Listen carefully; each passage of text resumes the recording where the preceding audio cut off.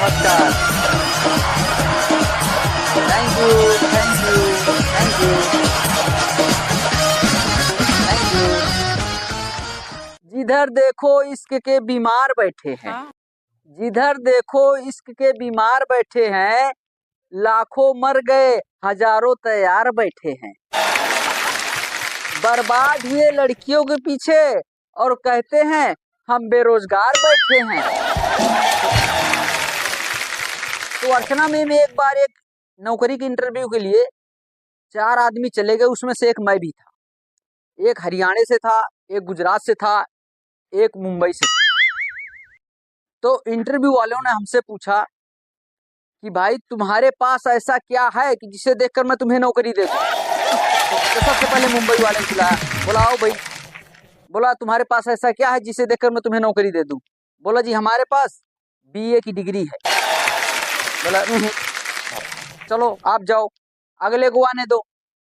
फिर आया गुजरात वाला, बोला जी हमारे पास बीएड की डिग्री है। बोला तुम भी जाओ, अगले को आने दो। फिर हरियाणा वाला आ गया, बोला जी ऐसा है हमने एमटेक किया है, नौकरी हमें दो। बोला तुम चलो। अब ये सब बातें मैं भी देख रहा था, मैंने सोचा ऐसे काम नहीं चलेगा। बोला हाँ भाई तुम्हारे पास क्या है जिसे देखकर मैं नौकरी दे दूं। तो सबसे पहले तो मैं ठहरा यूपी प्रतापगढ़ का, मैं खिड़की के पास गया और गुटखा थूका मुंह से, थू जेब से निकाला। हम कहा कट्टा देखे हो कभी? तो मैम जैसे मैं यूपी प्रतापगढ़ से हूं, तो हमारे यहाँ के मुख्यमंत्री योगी आदित्यनाथ जी हैं, तो उन्होंने एक बार दरबार लगाया। अब उनके दरबार में एक बंदा ऐसा आया, अब वो कभी किसी भाषा में बात कर रहा है, कभी किसी भाषा में बात कर रहा है, और सबसे कहता फिर रहा है कि आप लोग क्या बता सकते हैं कि हम कौन से राज्य से हैं? तो हमारे योगी जी भी कम नहीं थे। बोला ठीक है हम तुम्हें बता दें कौन से राज्य से हो, पर कल सुबह बताएंगे। बोला चलो ठीक है कल सुबह बता देना। अब वो गया, वो लौंडा सो गया, और सुबेरे योगी जी पहुंचे, एक बाल्टी में जो है फ्रिज से पानी ठंडा ठंडा लेकर उसके ऊपर भगा दिया। वो बोला अरे तोरी माई का कौन है बे? बोला अच्छा बेटा बिहार के हो, हमको बता रहे हो कि कौन से राज्य से हूँ।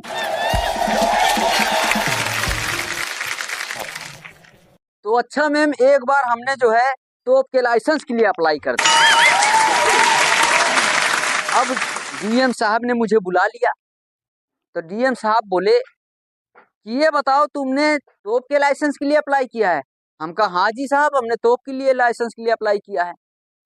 बोला ये बताओ तुम किसको मारोगे? हम कह रहे हुजूर हम किसी को नहीं मारेंगे। फिर बोला फिर तूने तोप के लाइसेंस के लिए अप्लाई क्यों किया? हम कहा देखो साहब एक बार हमने 10,000 लोन के लिए बैंक में अप्लाई किया, तो उन्होंने सारे कागजात देख ताक के मात्र 1,000 रुपए हमारा पास किया। और बहन की शादी थी हमारे, तो हमने जो है शादी में मिठाई बनवाने के लिए 100 किलो चीनी के लिए कोटेदार से अप्लाई किया। उन्होंने पूरा दिमाग लगा के सोच विचार कर मात्र 10 किलो चीनी हमारा पास किया। बोला यही 10 किलो चीनी मिलेगी। और एक बार बाढ़ आ गई, सारी फसल बर्बाद हो गई, सारी फसल बर्बाद हो गई। तो हमने जो है पटवारी जी को बुलाया और पूरे फसल को दिखाया। हमने कहा जी इसका हमने मुआवजा दिवा दो। तो पटवारी जी ने बोला कितना नुकसान हो गया, सब लिखा पढ़ी करने लग गया। हम कहा जी पूरा 50,000 का नुकसान हो गया। अब पटवारी जी ने लिख पढ़ के ले गए और वहां से आया कितना, मात्र 500 रुपए। तो इसीलिए अब जो है हमारा सरकारी कार्य प्रणाली से जो है बिल्कुल विश्वास उठ गया है। दरअसल हमें जो है एक छोटी सी पिस्तौल चाहिए खेतों में जो है कबूतर उड़ाने के लिए, उसके लाइसेंस के लिए अप्लाई करना था। मैंने सोचा कि तोप के लाइसेंस के लिए अप्लाई करूंगा जब जाके पिस्तौल मिलेगी। अगर कहीं पिस्तौल के लिए अप्लाई कर दिया ना तो सरकार हमें गुलेल थमा देगी। तो अच्छा एक बार जब मैं बचपन में स्कूल जाया करता था तब की बात बताता हूँ।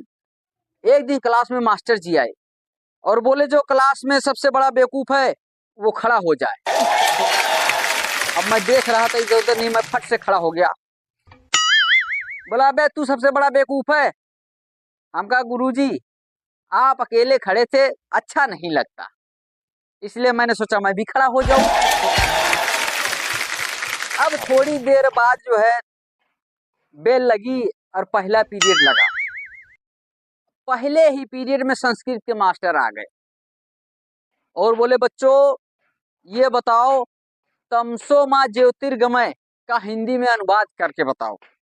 तो फिर मैं खड़ा हो गया। मैंने कहा गुरुजी तुम सो जाओ, मैं ज्योति के पास चला जाता हूँ।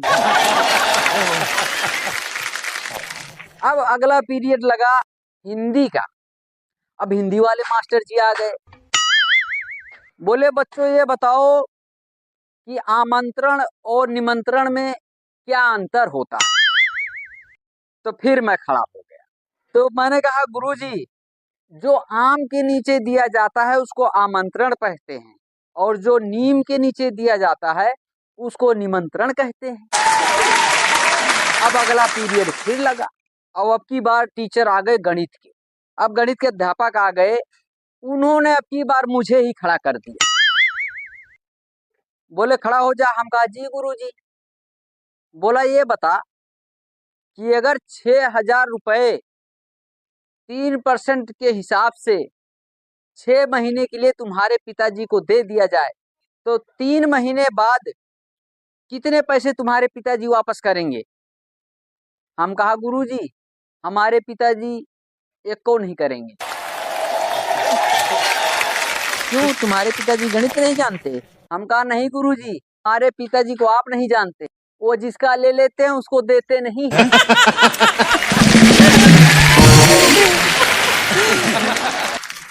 अच्छा आजकल जो है हमारे यूपी के लड़के जो गांव में रहते हैं, अब वो आजकल इंस्टा पे रील आती है, यूट्यूब पर रील आती है, तो उसमें रील बनाने में फिल्टर लगा के लड़कियां बहुत कमाल कमाल के अपना चेहरा दिखाती हैं। तो सोचते हैं शहर वाली लड़कियां कुछ ज्यादा ही खूबसूरत होती हैं। अब उसी के चक्कर में आके हमारे गांव के एक लड़के ने जो है शादी कर ली एक शहर वाली लड़की से। अब वो शहर की लड़की गांव में आ गई तो सुबेरे जो है उसकी सासू ने उसको बोला कि बेटी एक काम कर, एक टोकरा घास ले और जा जो है भैंस को डाल लिया। अब वो भैंस को डालने चली गई।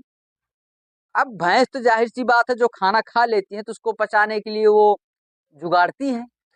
अब जुगाड़ती है तो उनके मुंह से झाग निकलती है। अब वो गई उसको देखी और चारा लेके वापस आ गई। उसकी सासू बोली क्या हुआ बेटा आपने घास नहीं लिया। बोला अरे मम्मी जी भैंस तो अभी कोलगेट कर रही है। Thank you thank you thank you.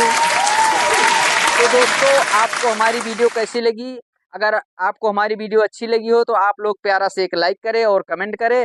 और दोस्तों हाँ अगर आप हमारे चैनल पर नए हैं तो आप चैनल को सब्सक्राइब करें। तो हम आपको मिलते हैं नेक्स्ट वीडियो में, तब तक के लिए जय हिंद।